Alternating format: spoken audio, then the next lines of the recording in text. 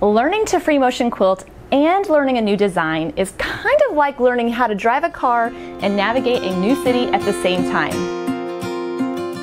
Hey, I'm Angela Walters from Quilting is My Therapy, and in this video I'm going to show you that training wheels might be all that you need to be successful with machine quilting. So I jokingly call them training wheels, but really it's a guideline to follow when you're learning how to free motion quilt, allowing you to learn the design without stressing out about where to go next. If you are a brand new machine quilter, the first training wheels that you might want to use is a stencil. Find a favorite stencil design and mark it on your fabric, whether you use a water-soluble pen, a pounce pad, or a chalk pencil. Even if you're just marking it on a piece of fabric for practice, it'll help you get more comfortable with the free motion process. Now, as you're quilting along those lines, don't stress if your quilting isn't perfectly on there. It doesn't matter, because once we remove that stencil markings, it's gonna look great.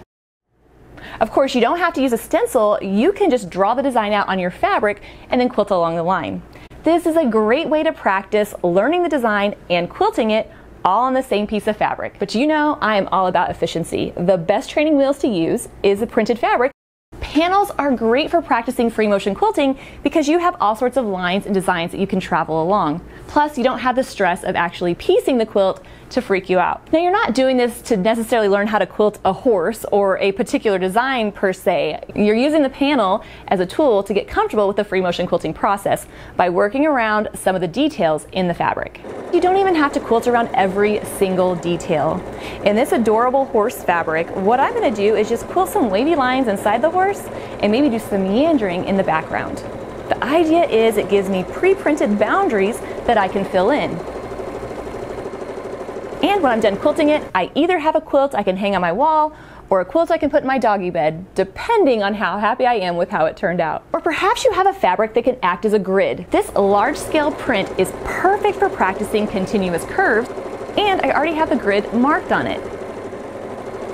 If I put this with a piece of solid fabric and then flipped it around when I was done, I would have an amazing whole cloth quilt.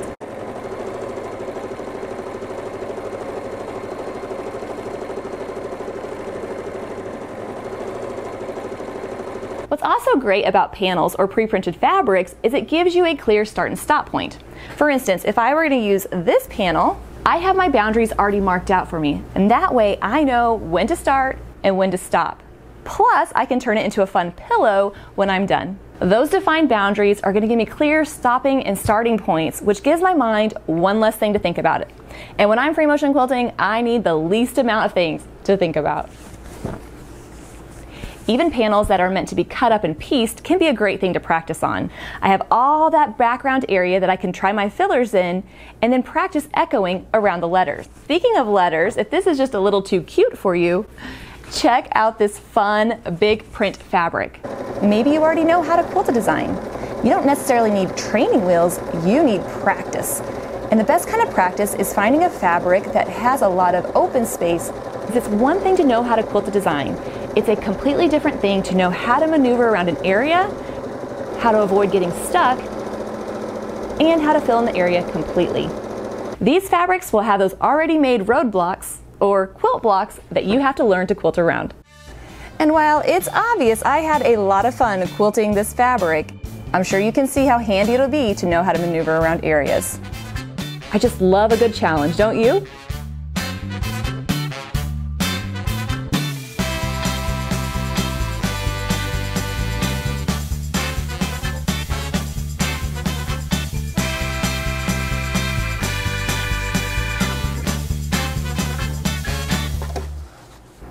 I think I may have to finish this and turn it into a bag or something. That's really cool. So whether you're brand new, trying out stencils, you're moving on to grids, or you're just refining that design that you've already learned, pre-printed panels and large-scale prints are perfect training wheels to master free motion quilting. And in the description box below, I have links to all the fabrics and supplies you've seen in this video. If you have any questions, please leave them in the comments below. I'll be glad to answer them. And I'll be back next week with another free motion quilting tutorial. Well, happy quilting! Be sure to subscribe because you don't want to miss a single one of these.